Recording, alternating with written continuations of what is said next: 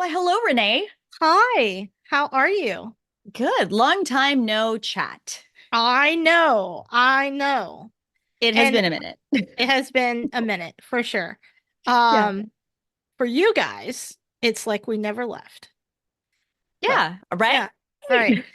I mean, we Um, did we did do a live, which I am so proud of us that's for going true. live. Like that was Yeah. super exciting. Yeah, that's right. Yeah, I forgot. Honestly, I feel so much, well, so much has happened since then. Yeah. hmm Yeah.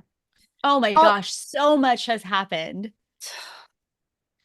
It was literally a week ago, right? Like that we did that live. Let me just double I check was gonna say, before. can you look? Yeah. Because I honestly, it I'm feels gonna like take it's a been look. a year. Let's see. Let's go to the YouTubes. We are NSFW, Yeah, what are we? Yeah. right?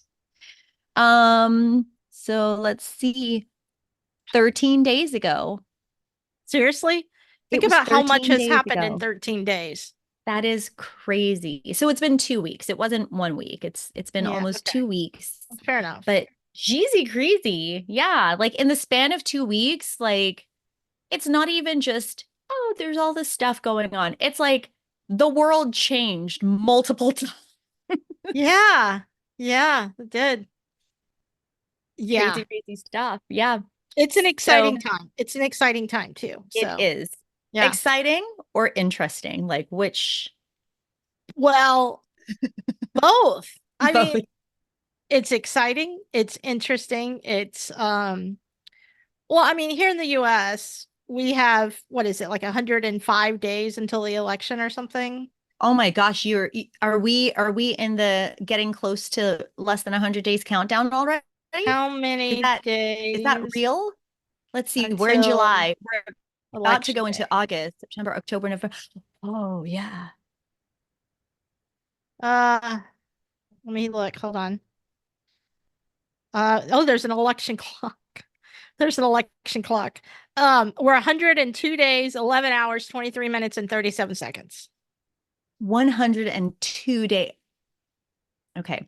Okay, I will say this. I am But so excited to vote for the first time in a yes, national yes, I'm so arena because happy. I voted locally, and so that was an experience. That was a fun experience. Like I think we may have talked about this before, but like before I went to vote for the local elections, my husband and I sat down and we went through all of the different propositions and kind of read like the pros and cons of each. So Did not you? That's necessarily fun. we yeah, so we Yeah. I mean he wanted to make sure that I had the full experience of this is what you're voting for. And this is how it can be written in a tricky way where you understand it to be one way, but really it's another way. So that's why you have to like read closely.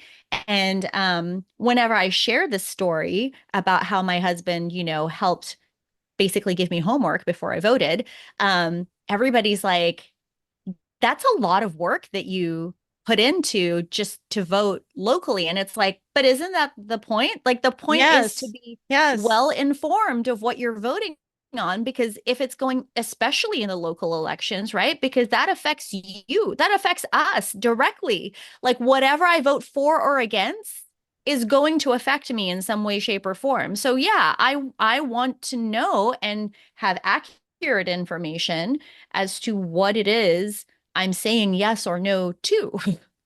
Well, I think, and we talked about this before, if I had to take the citizenship test that you took, I would have failed.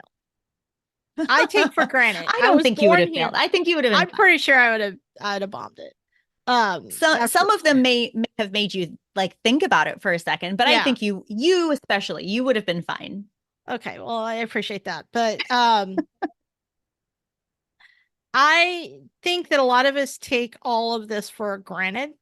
And so when you Yeah, become a new citizen, you're very excited. You've gotten pumped up through the process, right? You've had yeah, to take the exam, you've become very intimate with all of the political stuff that matters and the right. history and all this stuff. So the first time you get to vote, you're pumped.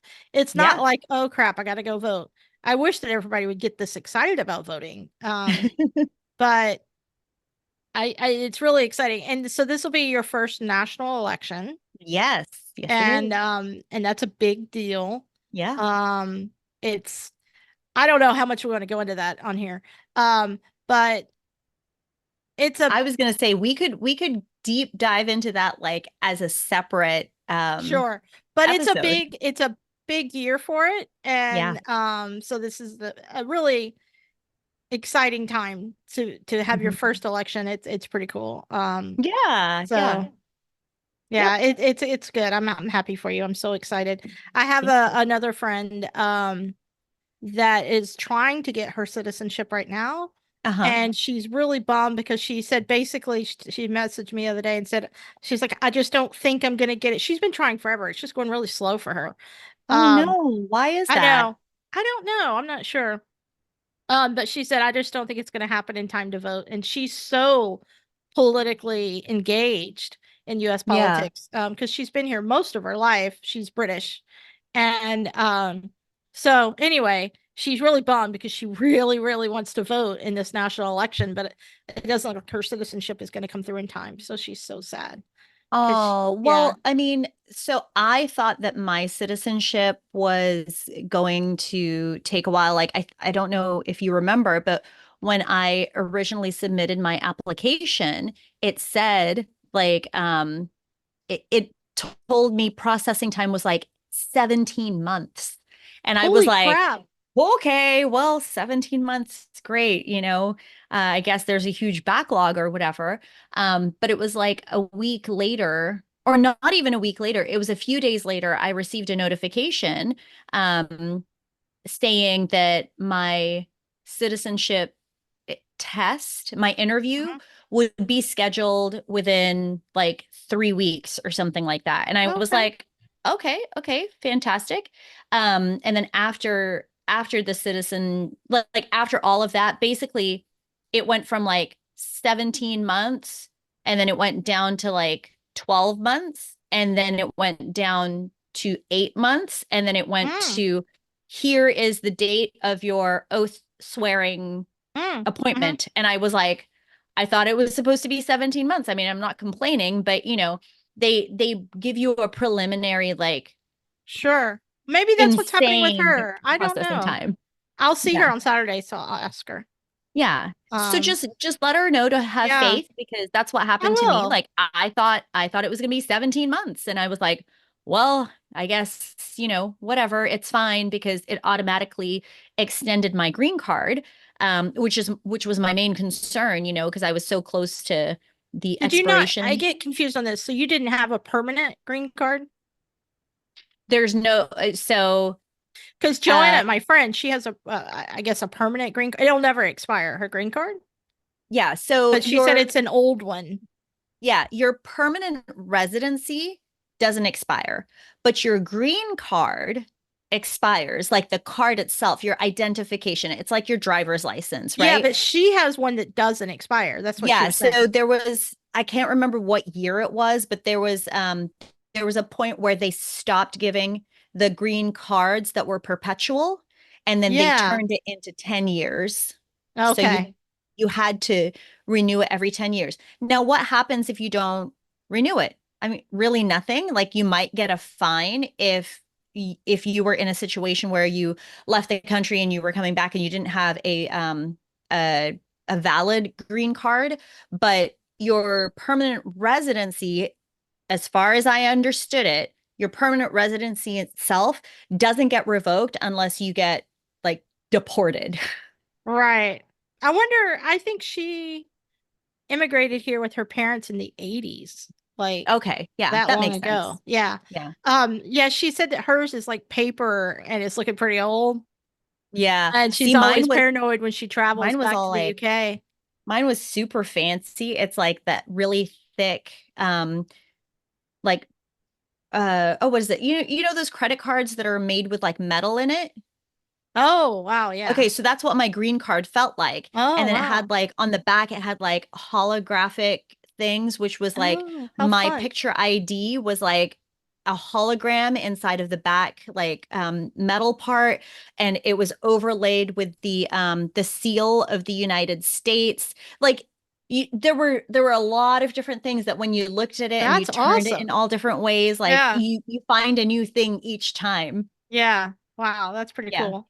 Yeah. Well, that's neat. Yeah. Well, I'm excited for you. Are you going to vote early? Or are you going to save it for election day? No, no, no. So we voted early for the local elections, and we'll Okay. probably vote early for the national one too, just because I just don't want to. I don't want to. I don't want to get into the on election day standing in line for hours Oh, only to I have the know. polling center Same. close. Same. Like I see that kind of stuff on the news and like in newspapers and things like that, and I'm just like, I don't have time for that. As a matter of fact, I'm looking it up now to see when is election. What is early voting day? Yeah, so Um, Tuesday, November 5th okay, good. You is found it? Why can't I find it? well, I'm on the Secretary of State website and they've got like every single date listed on there. So it says the last day to receive ballot by mail is Tuesday, November 5th, which is election day by 7 p.m. Um, but Friday, November 1st is the last day of early voting. First day of early voting by personal appearance is Monday, October 21st. So October 21st is the first day of early voting? Early voting by personal appearance. Yes. Well, we can't, Yes, we're too young to mail in vote, right? So, I think so. Yeah. yeah, which is Yeah, so you have to stupid. have very specific yeah, qualifications to be able to do that. Well, I want to do it on October 21st then. There you go. I just want to get it out of Yeah. the way, get it over with. Right. Yeah. Yeah. Okay, cool. Awesome. Well, glad we got that worked out. I should put that on the I know. calendar. Um, yeah, I'm pumped. I'm so But excited. that wasn't what we were going to talk about No, today, no, by no. the way. As a matter of fact, I did say I didn't have anything, but we just had a previous call with a friend of ours, and you told a story that I thought was interesting about losing your phone. But the interesting thing to me about it was most people lose their phone, they panic, they don't have a backup plan. You're like, oh, it's no big deal because I got this and I Yeah. got that and I got this. And I'm like, my God, if I lose my phone, that's it. I'm done. I lost my phone. But Yeah. you're like, oh, I have this other number. I have this Google thing. I have iMessage. You have so many things going on. It's like you are the most prepared person I know. I swear to God, No, for I'm digital glad you crap. think so. Well, I don't think yeah. so. No, I mean, it was just crazy. So, Yeah. um, So I would love to talk about that too. yes, Like I think it would be worthy. it segues very well into the topic that I wanted to bring up. So recently I was a camp counselor for a week at a camp for boys with hemophilia. So it is a medical camp and we are there for the full week, And what day is in, him? day out. Talk about what it is, just in case people don't know what that means. Okay, so the camp is called Camp Ailihpomeh. So shout out at Camp Ailihpomeh. And it is a camp for kids with a bleeding disorder, specifically hemophilia. So Mhm. hemophilia is a blood clotting disorder. Basically, they just there's different levels of severity. So if you have severe hemophilia, it means you have less than like 1% factor in your blood. If you're moderate, it's like 1 to 3%. And then if you're mild, it's less than 5%. And the clotting factor is just what helps you stop bleeding, So these kids, they bruise easily, they bleed into their joints. Head injuries are very Mhm. dangerous potentially for them. There are certain things like they can't take blood thinners or because they already don't clot. So Right. um, things like NSAIDs are not good for them to take because it affects their liver Really? and their Oh liver. So no. hemophilia, the factor is it a protein or the factor element. I have no idea. The factor element is produced in the liver. So there is no cure for hemophilia, but there have been instances where, somebody with hemophilia had a liver transplant for a completely different reason, and then they suddenly no longer have hemophilia. since it Oh, is, I didn't know that. That's yeah, the interesting. factor is created in the liver. But, to that point, like who is having elective liver transplants because they have Right, hemophilia, like right, right, it right. has to be a life-threatening thing to even be Hmm. put on the transplant list and all that kind of stuff. So, Hmm. all that to say, it was a complete liver transplant. It wasn't a partial liver transplant that caused their hemophilia to basically be cured or disappear. So the kids at this camp are they range from ages 7 to 17, and so my cabin is always the older kids. They're the 14-year-olds, or not always. Majority of the time, it's the 14-year-olds.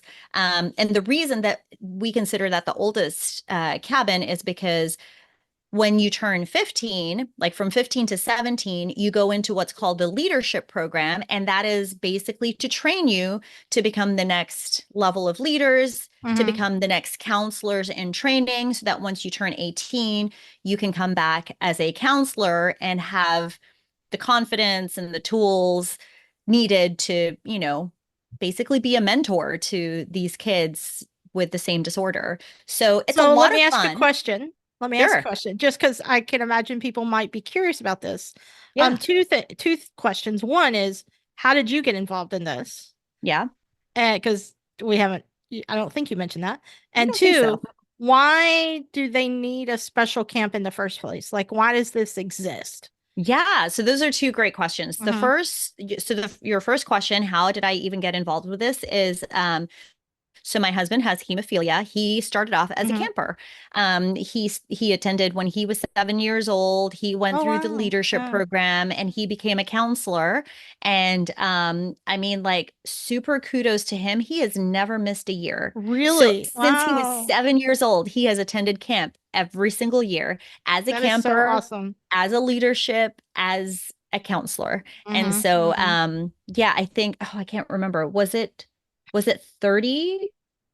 I think we were at third because he just turned 40. So if he started when he was 7, um, yeah, 33 years. Wow. 33 years every single Yeah. year. Holy crap. So That's impressive. it is impressive. I'm so proud of Especially with him. his schedule.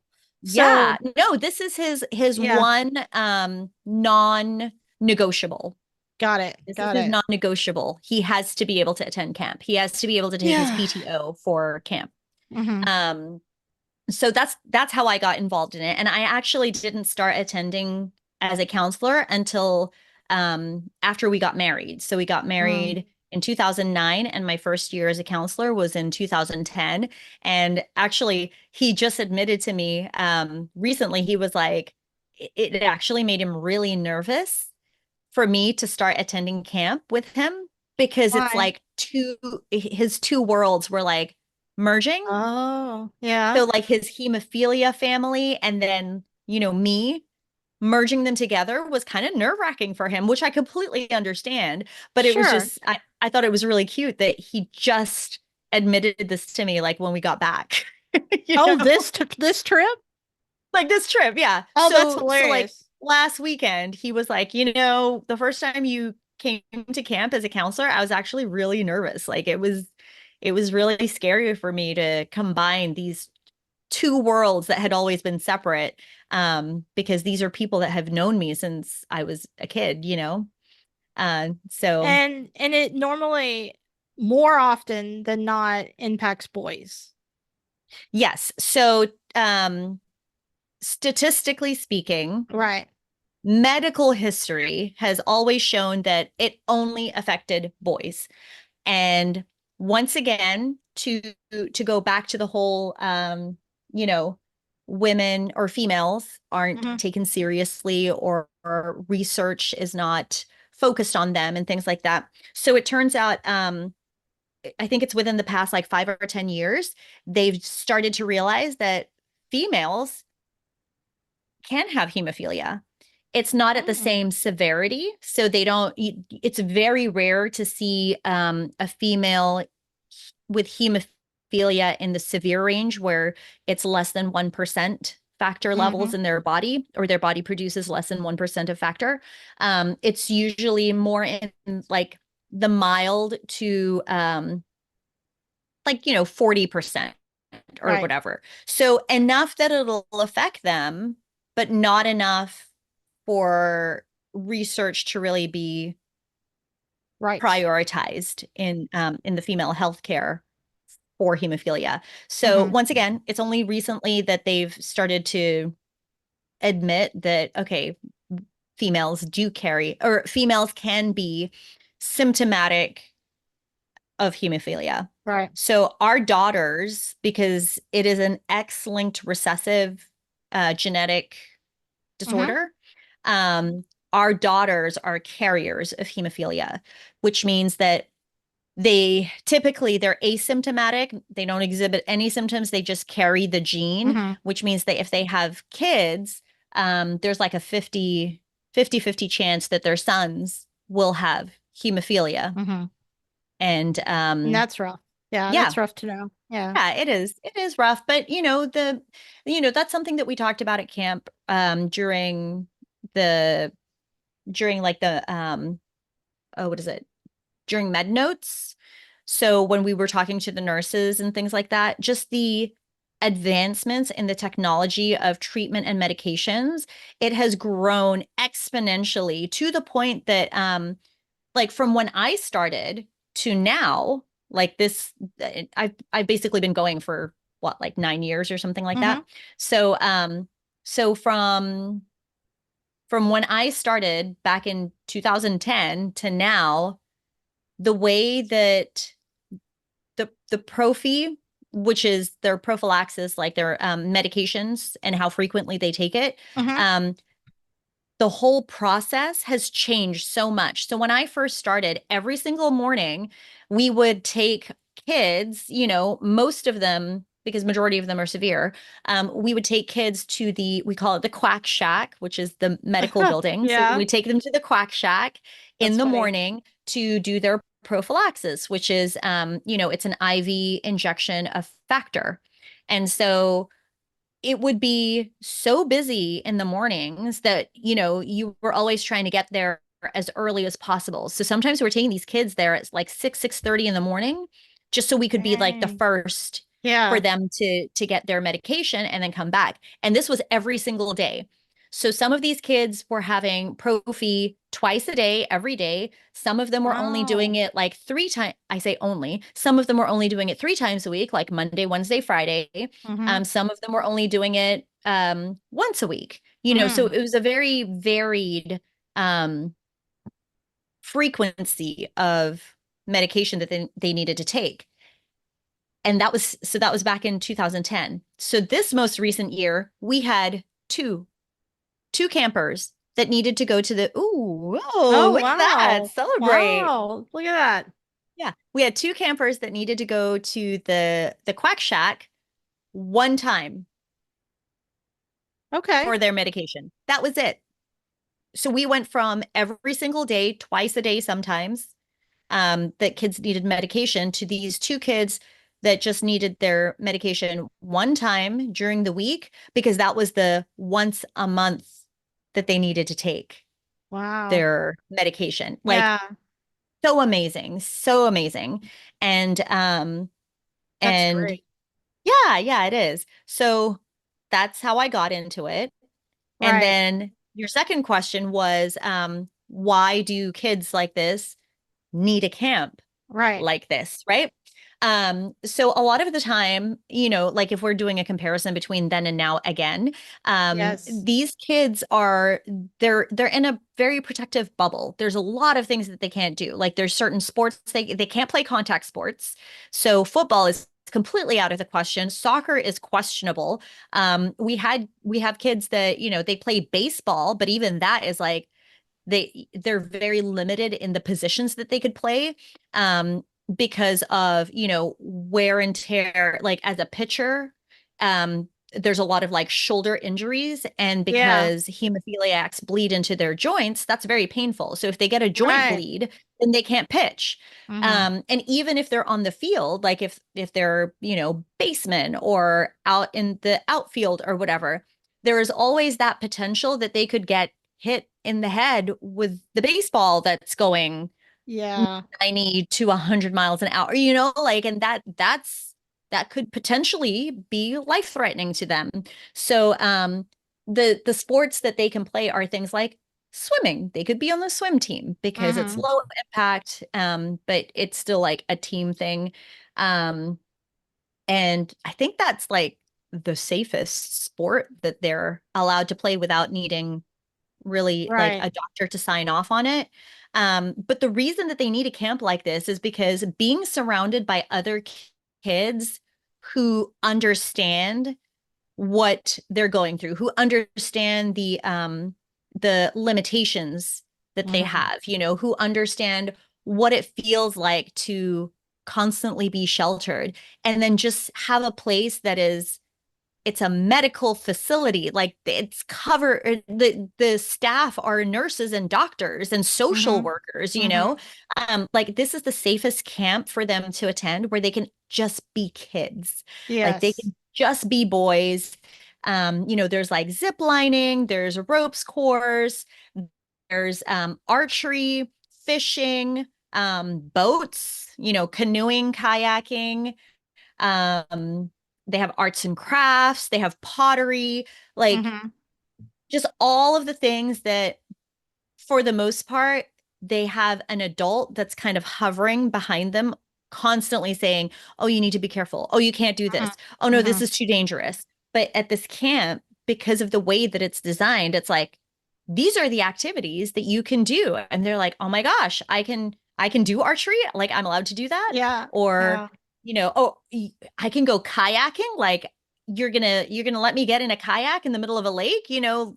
And it's just the joy in their faces is, that's the part that like makes it all worthwhile for me. And like I will get sappy and teary about this Mm-hmm. because just because like I know the profound impact that it had on my husband, Mm-hmm. like attending as a camper, and the fact that, you know, it's a testament to the the imprint that it made on him, you know, that he Right. continues to come back as a counselor because he wants the kids to have the same experience and memories that he had as a camper. Yeah. And yeah, and just have a place where they're accepted, and it's just what they have isn't a limitation anymore. It's like they talk about it like it's a superpower, you know, like it's just it's so great. And the camp itself is called Camp John Mark. So shout out to Camp John Mark.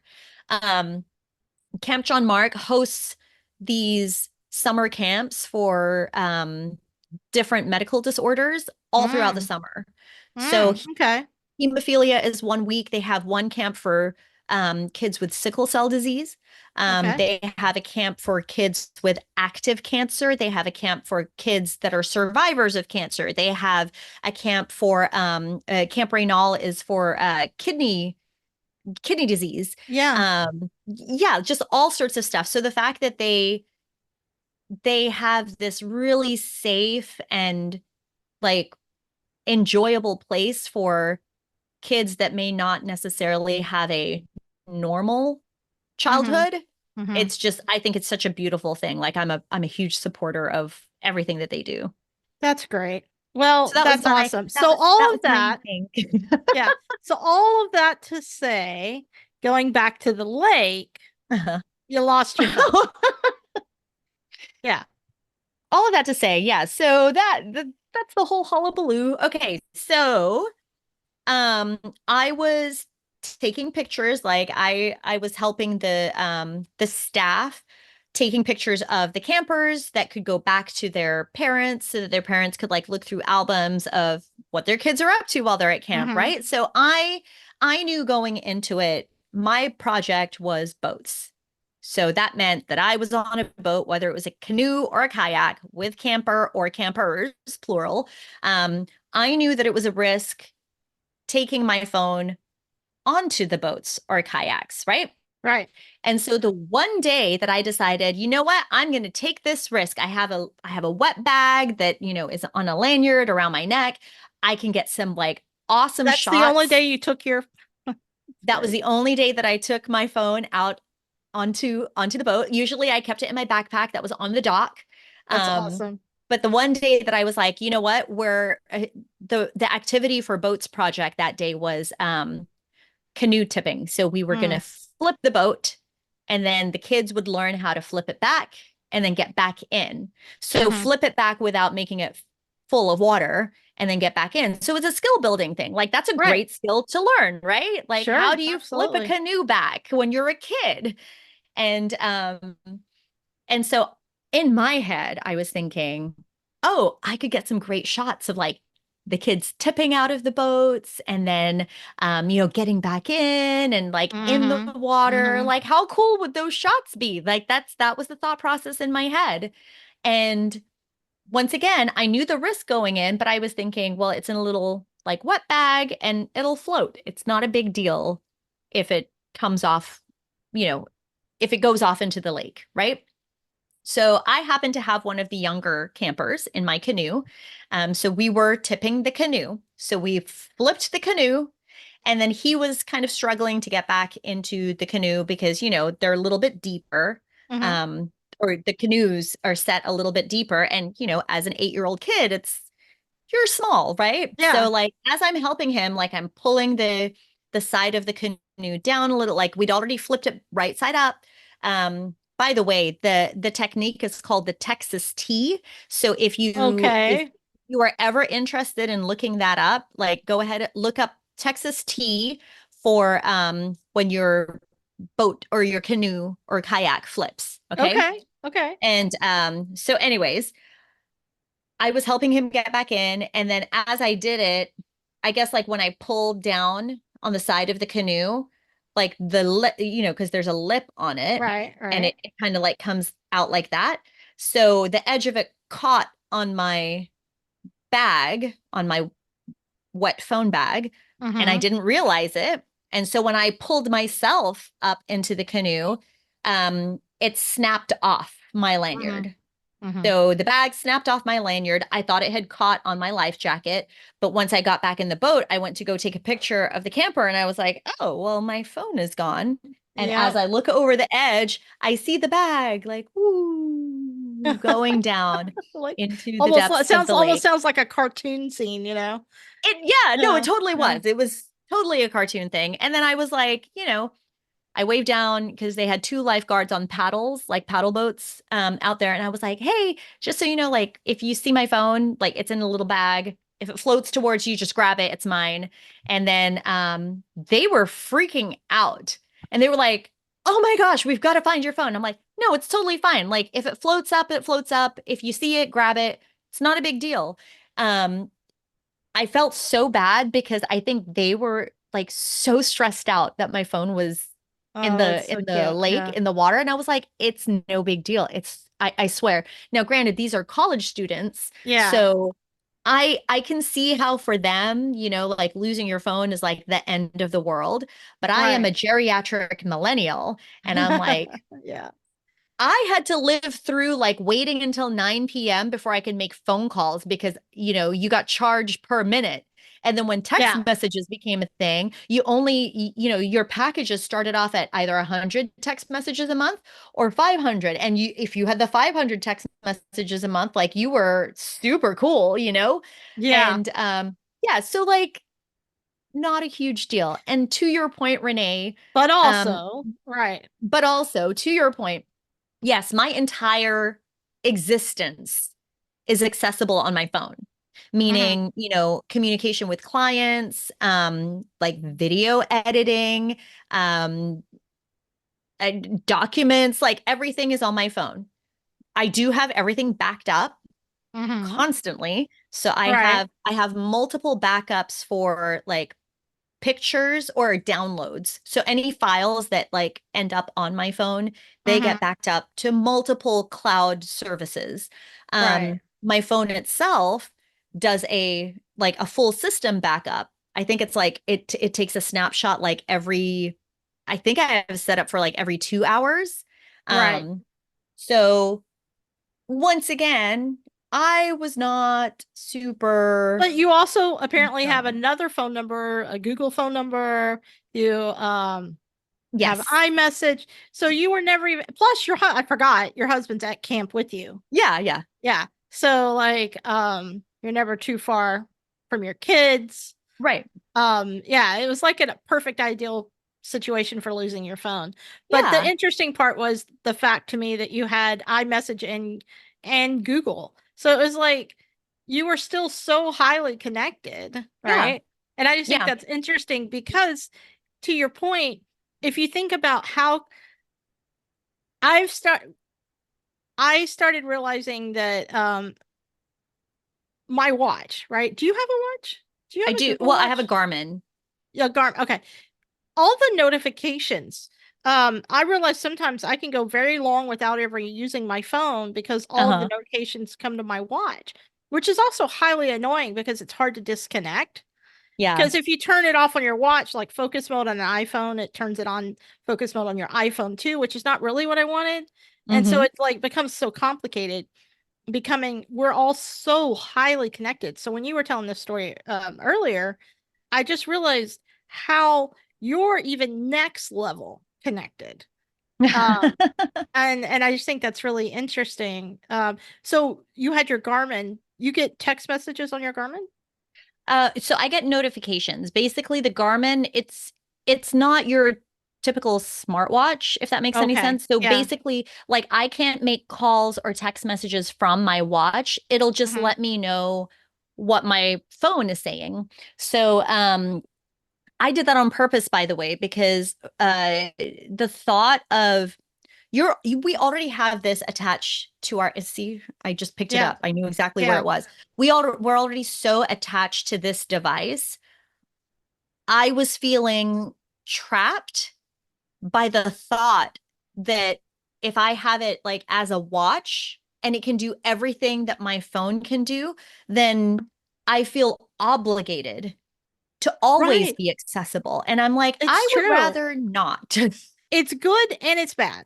Yes. Right? Like, my biggest fear is that something happens to my mom or my kid, and I don't Right. know because that happened to me with my dad when my dad died, and I Yeah. missed his call, the last call, I missed it. And so that is stuck with me, right? Yeah. But at the Yeah. same time, now I can't make it stop. Like literally, one of my goals this weekend, because I'm going away for the weekend, is to figure out how to turn off so many of the notifications on my watch because now I feel so overly connected that Yeah. it's just really become annoying. Sometimes I love wearing the watch because I like to get my points for my steps and Right. Right. all of that athletic stuff. Not that I'm an athlete in any way, but those kind of health metrics, right? Yeah. But I mean, Um, that is a real problem. Like yeah. the super connectivity of society right now, like that Hmm. is a huge, huge problem. Just to kind of go back to, when Houston was hit by Hurricane Beryl, Yeah. one of the things that made it so nerve-wracking for me and so anxiety inducing was the fact that this was the first hurricane that we've been through where we had no cell phone signal. Like we could not get Yeah. text messages in and out to friends. Like it was so Yeah. sporadic. There were zero phone calls. Like we tried to make phone calls. You could not make a phone call. So you just had to pray that these text messages would like make it out to the people that you were trying to reach out to. And also just the fact that we couldn't even pull up weather the weather radar Yeah. Yeah. information. So it's like, okay, well, is the hurricane getting bigger, stronger? Is it weakening? Like what is happening? We had zero information. And that was probably the scariest Mm. and most eye-opening Yeah. scenario for me because, it in a world where you're so used to immediate information and data, when you don't have access to it at all, it's like, and you're in the dark and you're living in the stone ages, is what it felt like. It's almost like, how did we live before not knowing You're everything? right. I mean, we just talked about this. It might have even been the last episode or the episode before last, Yeah. where you were walking me through the tornado that came here. Yeah. And Yeah. because I was so disconnected. And it is Right. scary. And we back then we used to have, before we had weather radios, right? Yeah. Some people did. And I actually have a weather radio somewhere in one of our closets, but it never works very well. And so I just don't even use it. And I guess Yeah. that would be a solution. But we've become so reliant on these devices Mm-hmm. that now we're not set up for a different Yeah. solution. Yeah. Which I think is particularly interesting, how deeply connected we are. By the way, since then, since you've been gone, I signed up and got cable again. Um, What? I know, well, politics. Couldn't go without it. Had to see it. Okay, but still, like, Well, what? but I signed up with YouTube TV. Okay. So and that's been really an interesting experience. Um, but so not traditional cable, just YouTube TV. Uh-huh. Okay. And so, yeah. All Um, right. All I right. couldn't I couldn't go without it. I needed to Yeah. see things. And so I signed up. Um, Okay. yeah. So there you go. Well, that's I told Andy I would interesting. turn it back off again on January 20th. I was about to ask, is this just a temporary Yeah, like just sign up? Okay. temporary. Yeah. Okay. Yeah. All Um, right. so Well, as then long I as guess January that's 20th goes okay. okay, I'll turn it off in January. Right. So yeah. Oh my Um, goodness. yeah. Now, I will say that was definitely something that when we had the opportunity to like turn on our generator and get power back, we Which is do so have cool that you have one of those. yeah, so Yeah. we have rabbit ears, so we Oh, could get okay. over the air Yeah. like the local over the air stations, and that was what helped us get more information on what was happening like with the storm and stuff like that. But yeah, that hyper connectivity, um it's a like at this point it's not even a oh, them kids, like the kids, it's always the kids, right? It's always Yeah, that no, young I am generation. No, deeply it's the connected. world. It's not even Yeah. American society. It is the entire world culture is Mm-hmm. immediate access to information, hyperconnectivity, and yeah, like not having it, it's almost like, you think about the places that don't have clean water and you're like, why? Why don't Yeah, you have clean water? And I but know. instead it's why don't you have access to the internet? I know. I know. It's weird. It's like Hmm. I and it's funny because I know that personally I'm too connected at this point. Yeah. I've become too deeply immersed. And what I mean by that is it's become such a habit to pick up the phone that I don't even think about it anymore. I just pick Oh it my up. gosh, yeah. Yeah. Hmm. And so I'm like, oh my God, this has gotten just ridiculous. So yeah. Right, right, yeah. It's just a habit. Hmm. It's just like fidgeting. Honestly, it's kind of the Yep. same. So yeah, I think that's interesting. Yeah. So what else were we gonna talk about? Well, all of that, like the whole my phone connection, having things backed up and the hyper connectivity, it all ties back to what everybody has probably already at least heard about, which is the CrowdStrike Oh, that's right. Yes, yes. outage. I Yeah, know and how nothing it other than it was a thing that happened. yeah, and so it affected I mean, it affected everything around the world, right? Like you hear it from the smallest like mom and pop companies. So like the small businesses were affected, but then like airlines were affected too. So like, Right. I think Delta is still trying to They're still recover from unraveling, right? yeah, yeah, there's still I think it was yesterday I was watching this report that was showing that there were for that day there were like 1,700 um delayed flights, and then there were I mean, like just thinking about the fact that these are thousands, like the number is in the thousands of delayed, canceled, Yeah. lost luggage, rebooked customers. Like just thinking about flights on their own. So if they're saying 1,700 flights were delayed, every flight, how many people are on that flight that are now delayed and stuck in whatever airport they're in? And it's not like they just have one Delta flight going out, like it's Yeah. multiple. So Right. the sheer number of people affected by this has been insane. So my understanding of what happened was that CrowdStrike is a like it's a platform that works with Microsoft. And Okay. what had happened was there was an update that was pushed out, and it either had the wrong code in it, or there was like there was a bug or something like that. But what it did, because of that error, it gives you on a Windows computer, it gives you the blue screen of death. Right. And we all have had that experience, Oh right? You get yeah. the blue Oh screen yeah. of death and it's like, "Oh my gosh, this is going to turn on. Like if I restart it or do a hard shutdown, will I continue to get the blue screen of death, or will it just like magically fix itself, right?"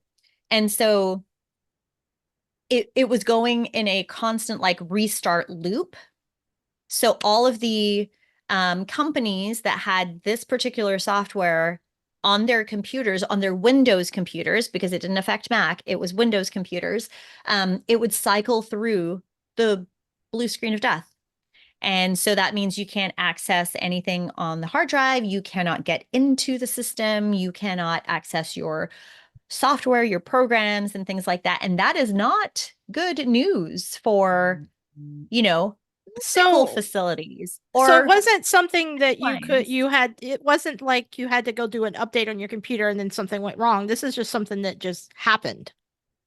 Well, it was an update. So an update was pushed through, and then the update affected the Windows But here's what workstation. I mean. Like I think right now on my Mac that there's an update waiting, but I have to say Uh-huh. yes, do the update. Right. But did people choose to do the update? Yeah. So I Okay. think this is one of those automatic updates. Ah, yes. Okay. Yeah. That's what I meant. Like Yeah. it's bundled together with everything. Like when I worked in corporate healthcare, one of the things that we always um turned off automatic updates specifically for for the reason that sometimes an update would go through and it was always like a K something update, right? But there would be a specific update that goes through, and then all of a sudden we couldn't open our EMR. And so there was like a conflict in the I see. Yeah.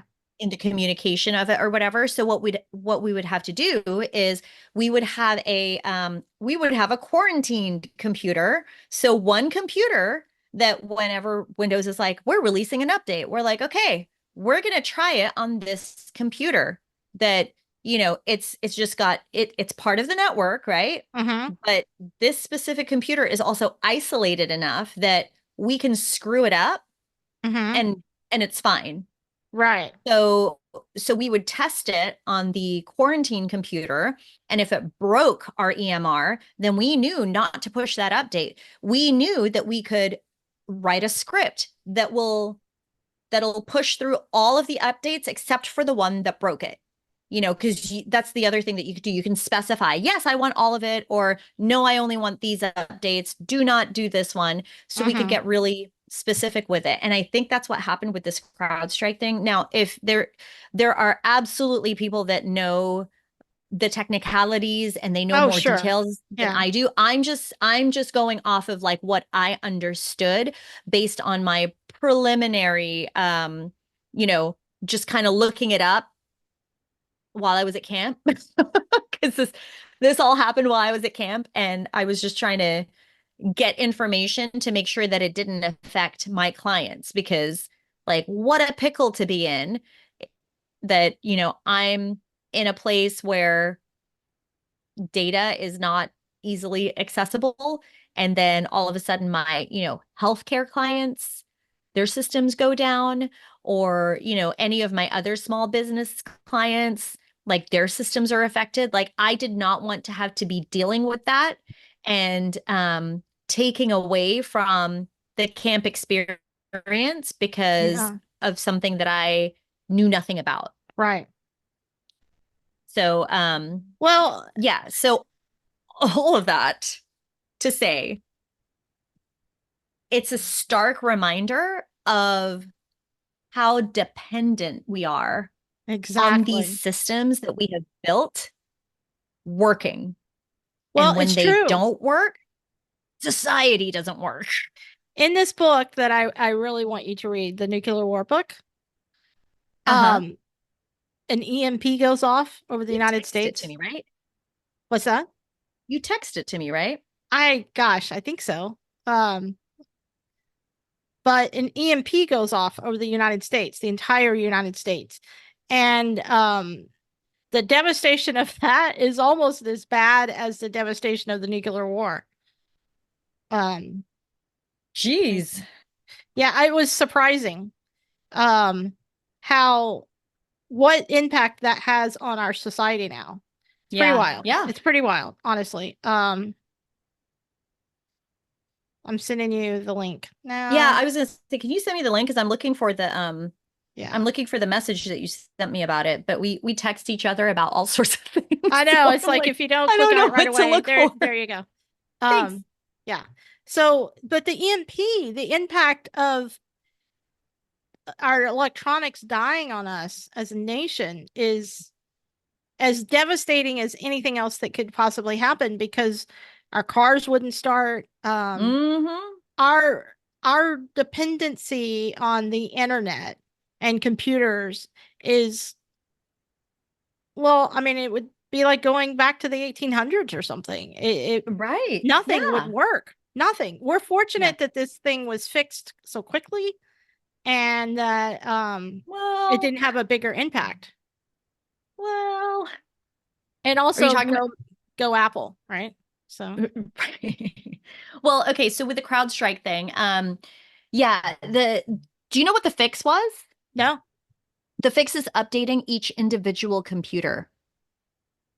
So What? the fact that these IT companies are, like remote access is it's pretty much become the norm, right? Like these Sure. you partner with an IT support company based out of a different state, a different country, and they can remote in and troubleshoot or whatever. So Yeah. the fix had to be physical. Like they had to be physically in front of the computer to be able to do it No. No. because it wouldn't even let you load so that it could connect to the internet. So somebody had to be in front of the computer to do whatever keystrokes need to be done to open that back door where they can reboot it like in safe mode or whatever. So they needed to physically touch every single computer that was affected by this. This is the reason why it has taken so long to fix because, some of these companies, they have, it's not just like, oh, there's 10 or 15, even 10 or 15 computers having to touch every single one. And you have one IT person going in and doing that. Like I know firsthand that that is incredibly time consuming. So even if you have a team of IT professionals, right? The fact that they had to physically be in front of the computers that were affected. That's a huge time currency that they're using. I'm You have still thoughts, I can speechless. Yeah, tell. no, I'm speechless. I'm just wow. What Yeah. if this had happened on election day? That would have put like the conspiracy theories or the conspiracy theorists into Yeah. a tizzy. Like that would have been a conspiracy theorist field day if this happened on election day or even like close to election, right? If it was remotely connected to anything political. And that's the other thing. So the conspiracy theorists have been coming out and saying, Oh, "Oh, really? I this love a good conspiracy theory. well, yeah, so they're all saying, "Oh yeah, they're saying that this was a bug. This was an error in the code or whatever, but what they're trying to cover up is that the Russians and the Chinese have like created this like cyber attack on the United States and da da da da." And Oh, it's like, "Yeah, but oh. it's not just the United States that was affected." Like Yeah. Microsoft, anywhere Microsoft is, like, yes, Microsoft is a US based company, but I mean, Microsoft is worldwide? Interesting. Well, Yeah. that's interesting. Yeah. No, I didn't know much about it because I have a Mac and I didn't care. Um, I'm just being honest. It was just one Yeah. of those blips. The funniest thing to me about it was, the spear in Vegas. Oh, yeah, yeah. It had the blue screen on it, and it was really funny looking. Did Yeah. it? Yeah, I love that spear, by the way. Um, I just think it's so cool. Um, well, that's I'm interesting looking it up because because I'm like, wait a second. Sphere Las Vegas, like blue screen, right? Oh, yeah, yeah, look yeah, at that blue screen. yeah, Oh, it totally did. yeah. Isn't that fun? I think it was on purpose, but It looks like it was on purpose. Yeah. yeah, yeah, Oh, that's so funny. yeah. That was pretty cool. Well, we're fortunate. It makes me think about that. Have you seen the TV show Mr. Robot? No. Oh, okay. So Mr. Robot, hold on, let me see. The plot of Mr. Robot. So Mr. Robot, essentially, it was about some hackers that wanted to reset the world in a lot of ways. So what they decided to do was they did this. I'm going to screw this all up, but for the sake of conversation, it's fine. Yeah, yeah, yeah. Um, they reset all debt. So suddenly, no one had debt. All the debts were Okay. paid for, and all of them, everything with finances were reset. And the banks lost all of their history. Okay. So, on one hand, that seems so awesome, right? But if suddenly, since it lost all the history, let's say, like you and I both have mortgages, unless you've paid yours off, I have a mortgage. And No, we have a mortgage. yeah, okay. I just rooting for you. Um, Thanks. but yeah. Um, but we have a mortgage. So if suddenly your mortgage disappears, it's just gone, the bank can't tell if you paid it off or if you went into collections, right? They don't know. Okay. Yeah, yeah. So essentially, they wiped out all debt, and it's about all of the chaos that ensues. So be careful what you ask for, all right? Yeah. And what happens to society and to jobs and everything. And it's all about what the consequences of that whole thing are. Um, Interesting. yeah, it's a very dark show, Yeah. because there's a lot going on. But it's a fascinating show. And And it's a series? it's a series. Yeah, yeah, you can watch it on Amazon Prime, I think. Okay, I'm Um, gonna have to look that up. yeah, it's Is it really it's not animated, right? no, God, no. I would never watch an It's live animated action? stuff. Okay, okay. Yeah, no, it's live action. Um, but the whole thing is just about hackers resetting the world. And I think it all stemmed from Anonymous. And Oh yeah. remember the Wall Street what was that Hmm. group called? The Wall Street group. After the financial crisis in 2008. Like Um Wall Street Bets? no, no, no, no, no. I keep kicking my desk, by the way, and it's like shaking everything. Oh, is it? So there's a Wall Street group you're talking about? Yeah, yeah. Oh, Occupy Wall Street. Oh, okay. I don't Yeah, know. I think that's okay. I think it all kind of stemmed from that concept. But anyway, you should watch it. I think you would really like it because Okay. it's fascinating, especially the first season when you're like, whoa, what? Okay. Yeah. But regardless, our infrastructure is so fragile, and most of us Hmm. don't have a clue. Like the internet, the functioning aspects of the internet are run by volunteers, right? Right. And I try not to spend too much time thinking about that Hmm. because that is just terrifying. Like, Yeah. um, when you start getting deep into how the internet actually works, which I know very little about it, but Yeah. it's a little bizarre. Scary. Yeah. And yet we have all of this built on top of it. Yep. and it gets pretty weird to think about how Mm-hmm. fragile and just one simple thing can crash so much now Yeah. in our society. And yeah, Mr. Robot, highly recommend it. Really good Okay. show. Um, it'll make you think about things that you don't normally think Okay. about. Yeah. Yeah. Yeah. No, I mean, I'm super intrigued. So I've already I downloaded purchased on Kindle the book that you recommended. Oh, good. So Annie I'm gonna Jacobsen. start Yeah. reading. Yeah, I'm gonna start reading that, and then maybe later today I'll watch the first episode. Um and I'll text you and let you know So let's talk my about the book. feedback. Since you bought it, let's talk about it for just a minute. Sure. Um,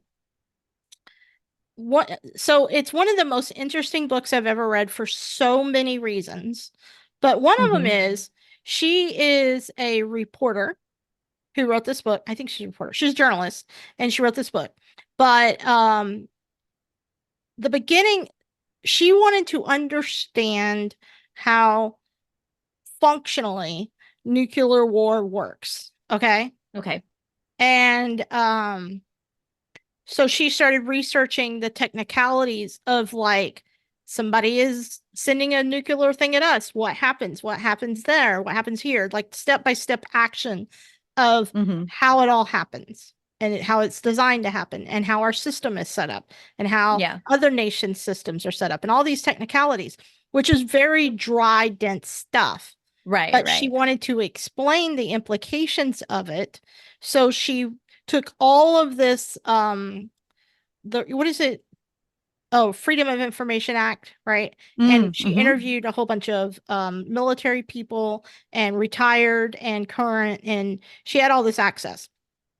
So she had all this really dense, dry information. So what Yeah. she decided to do was in the beginning, she talks about this dense, dry information, but then as you get into the book, she creates a fictional scenario. So it goes from a dense, dry, nonfiction book to a fictional story that is purely based upon the facts that she researched. So, in order to explain Oh, how this would all happen, she creates a fictional scenario. That's why it's called Nuclear War, a Scenario. yeah. Because, so I've never read a book like this. Yeah, that's And then you'll so be in the middle, interesting. and you'll be in the middle of the fictional story, and it'll stop, and there'll be a few pages explaining the the factual What? stuff Oh, behind the fictional stuff. okay. I love that already. Yeah, Because it's unlike that's the anything I've kind of ever stuff read that, before. yeah, that's how my brain works. Like I Right. love reading fiction, but if it's a fiction story that's based in either scientific fact or possible scientific fact, you know, I always pause and then I'm like, well, I want to read a little bit more about like the reality of this, like the Right, the real exactly. And science that's or whatever. that's But exactly what it's this it's book part of is. it. So this It's is, part of the book. oh, And that's so I've never amazing. seen Okay. anything like it. And Yeah. and so it's just I can't wait for you to read it. I think you'll feel the same way I do because even if the topic is terrifying and scary, Yeah, but the sure. structure of the book is I've never read a book like it. I mean the only thing I could think of when you were telling me the story earlier about the CIA friend, FBI friend, FBI. FBI friend, and you were screenshotting that book. And I Uh-huh. was like, okay, you've got to read this book because Yeah. yeah. Um, And just for everybody else, now that they're all like, what do you mean CIA, FBI? So there is like we have me and my husband have a friend who is in the FBI, and she shared a book with me called Dawn of the Code War. And it is about the cybersecurity attacks from Russia, China, all that kind of stuff. Super, super interesting, but it's a very dense book. Um, it's nonfiction. Like this is real. This is what happened. It is declassified information, so that's why a book was able to be written about it. But it's incredibly fascinating to read, essentially how antiquated like our US government systems are compared to oh, other why do you countries. read this? Yeah, and how easy or not even easy, because there's a difference between easy and simple, right? But like how simple it is to just be like, oh, well, we're going to create this cyber attack and let's see what happens, you know? Yeah. Um, and it's attacking like US based companies, infrastructure, and things like that. So very, very interesting. But what I would do, what I was doing was I would read like a couple of pages and then I would take a picture of the page or like I'd take a picture of the page, I'd text it to her with like my scribble on the picture, like saying WTF or Yeah. like my little comments. So let me ask you a question. Yeah, Let's imagine that um a let's say China, don't mean to pick on okay, China, but just for the sake of conversation, sure. because of where Yeah, they're geographically located, yeah, decides to send a nuclear warhead towards the United States. Okay. okay. What is your first thought? Do you think to yourself, oh, we'll just shoot it down? Because that's what I used to think. I Yeah. thought we I could mean, just shoot them I was gonna down. say that wasn't what I first thought. Yeah. But you're right, that would have been my first thought in the past. Yeah. Yeah. Um, Honestly, you know what my first thought was? but Is it really from China? that's a fair thought, by the way. You'll learn that in this book. Oh, But yeah, okay. but I thought we had this star missile thing that we had been working on all these years where we Uh-huh. could shoot things down, Yeah. but it turns out it doesn't work very well because if you have a bullet and then you have a bullet, so this bullet's going, and then you got to try to shoot this bullet with this bullet. Mm-hmm. Apparently, that doesn't work out so well, Yeah. ever, Right. statistically speaking. Mm-hmm. So it doesn't really work. We just keep trying to develop it. Also, Yeah. when you send a missile, we don't, as humans, have the technology to turn it around. So once Right. it's launched. That's the end of that story. Yeah. Yeah. Well, Um, and the movies, so science fiction movies, or not even science fiction movies, just movies in general, you know, mhm, mhm. they have lulled us into a false sense of technology, really, because we see these, you know, anti-missile aircrafts with anti-missile missiles, right? Yeah, And exactly. Yeah. we're thinking, oh yeah, so that stuff totally exists. And it's like, you have to remember, uh, and maybe an iteration of it exists, but it's not like what the movies show. Right. No, You not know, at like all. a lot of them are heat signatures. Like they're looking for specific heat signatures. Well, what if there's a friggin' bird that has the same heat signature? It's gonna go after the bird instead of the missile, you know? I mean, that's a very broad and inaccurate analogy, but I'm just saying, like, that's the kind of explanation that in my head I have to remind myself movies are not reality, even though they They feel lead like you it to though. believe, yeah, that that is the reality, but it's not. Right. It's I can't stop thinking about it. Um, I was trying to look up. I think it's this book is all about the first like 20 minutes or something. Okay. I'm so sorry. Uh 72 minutes. The first 72 Oh, minutes after the first missile launches. okay. Okay. So the whole book is just about 72 minutes. That's insane. Okay. And spoiler alert, at the end You're of really 72, selling the book, by the way. yeah, spoiler alert, after 72 minutes, there is no humanity left. There is no continuation. Yeah. No, I mean, I would have figured. Yeah. yeah, it's crazy. Man. Well, the last book I read, just to kind of go on a segue here, the last Sure. book I read was Project Hail Mary Oh, what's by that? Andy Weir. So Okay. it's a fiction book. You know, it's the same author that So wrote The is this. This Martian. is fiction too. Okay, not really. Yeah.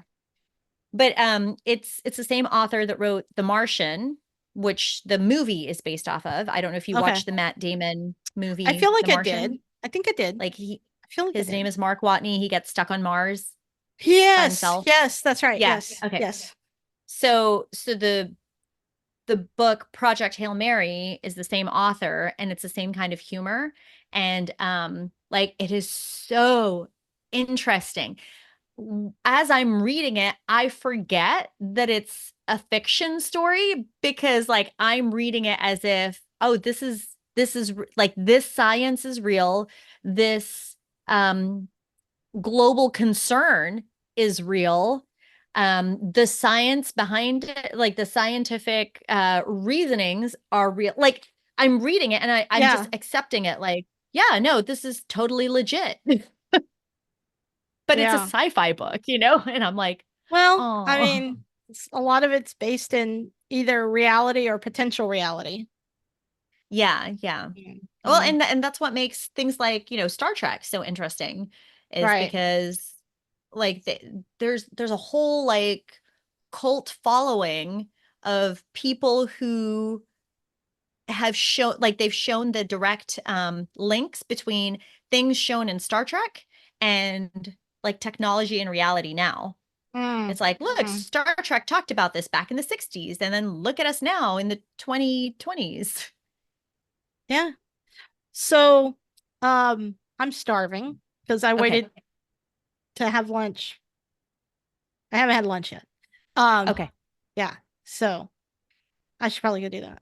Yeah, absolutely. Go eat and then we'll continue this type of conversation because I think the CrowdStrike thing is a very interesting, intriguing current event that, you know, staying on Yeah. top of it and just kind of going through the discussion of like how it is affecting everything, not just in the US, but worldwide. Like, I think it's an important discussion to have. It's I think important so. to, Yeah. yeah, I think there's so much right now with yeah. technology that's so important. Yeah. Hmm. Okay, well, Bye. thanks for listening, everyone. We'll catch you next time. Bye.